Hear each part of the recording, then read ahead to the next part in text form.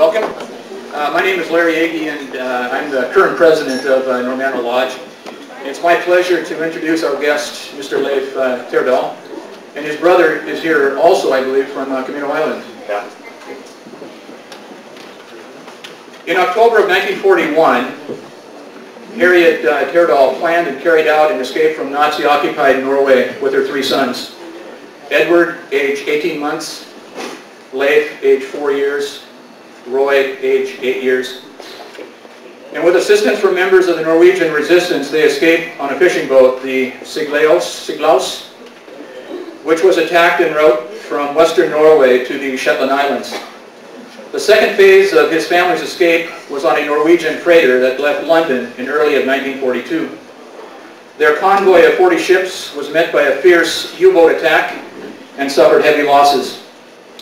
Leif will describe their escape from Nazi-occupied Norway, as well as the Norwegian resistance movement. And much of this resistance movement was led by the clergy from the Norwegian Lutheran Church and by school teachers.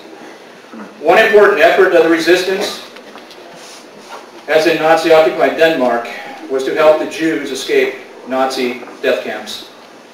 Dr. Terdal was a clinical psychologist at the Oregon Health Sciences University before retiring in 1994. He has published on behavioral assessment of childhood disorders, including ADHD. And in retirement, he enjoys traveling, including cruising, and he continues writing. He has authored books on small boat cruising in Alaska, Northwest Sea disasters, and our escape from Nazi-occupied Norway. He will have books available for purchase at his talk, and it appears as though most of them are gone. Leif is a member of the Sons of Norway, the Grieg Lodge in Portland, Oregon. He's a member of the Oregon Holocaust Speakers Bureau. We also will have a dessert and coffee table, if you're interested, along with some smoked salmon that I prepared. And thank you very much for being here.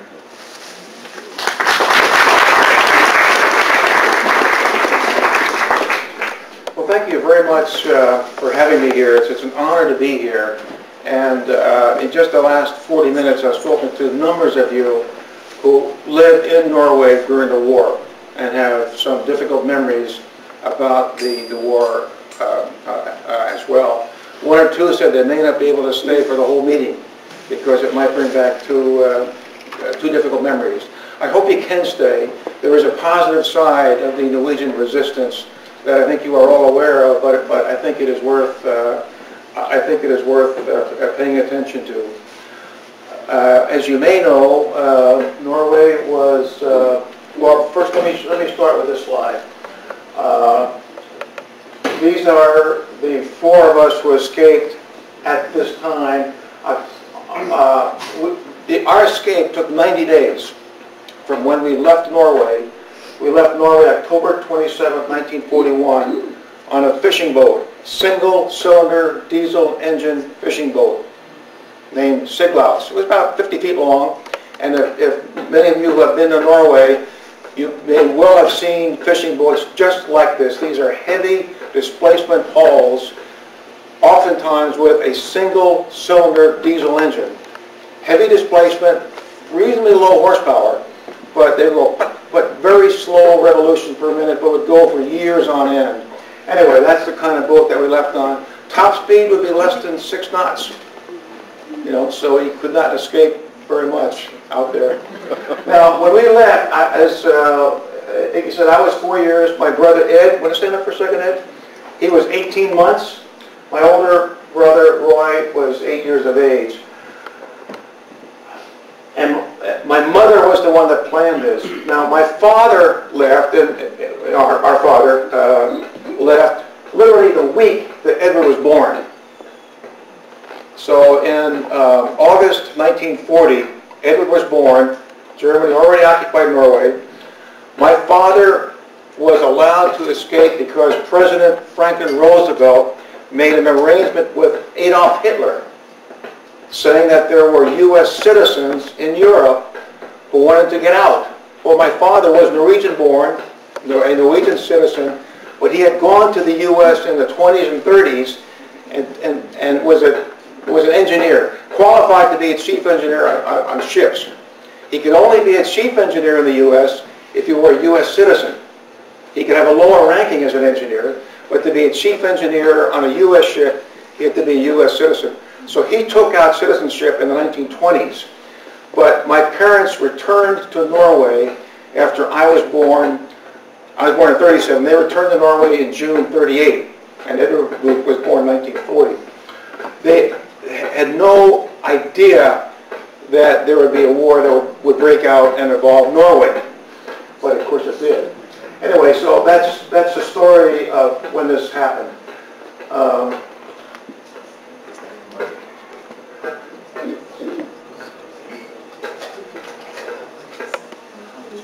Now, when I saw this slide explains what a 4-year-old could understand about a war and what a mother could understand about a war. I understood, and the only thing I could understand was 1, 2, and 3. My first memories were of German soldiers marching in front of the house.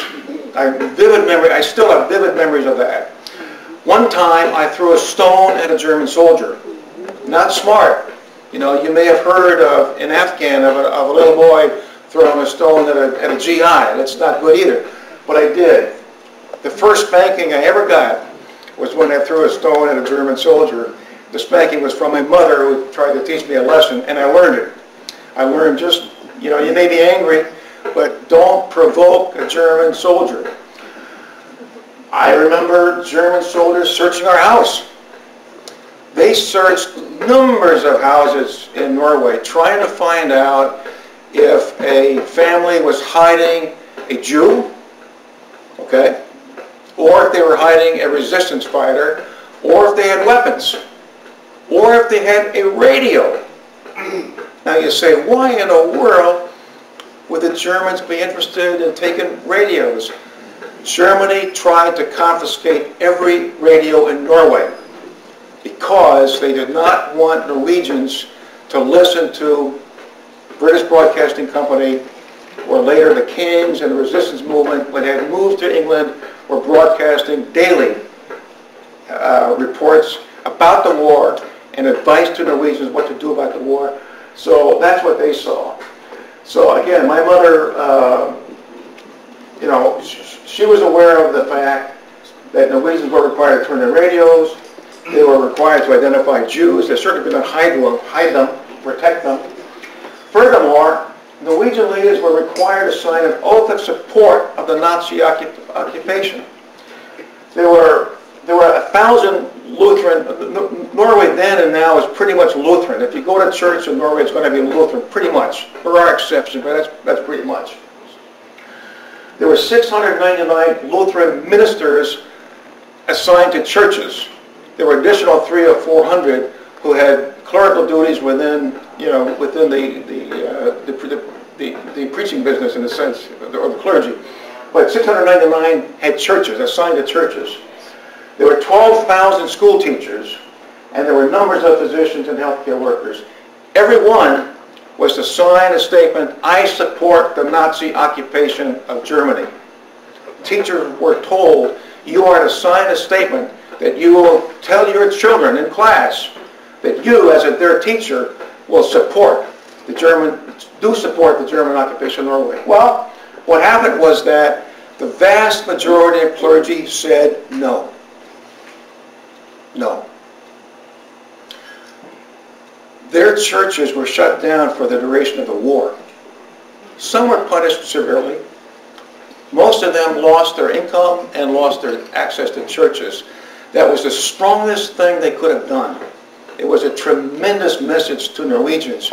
We can resist. We don't have to do what they tell us to do.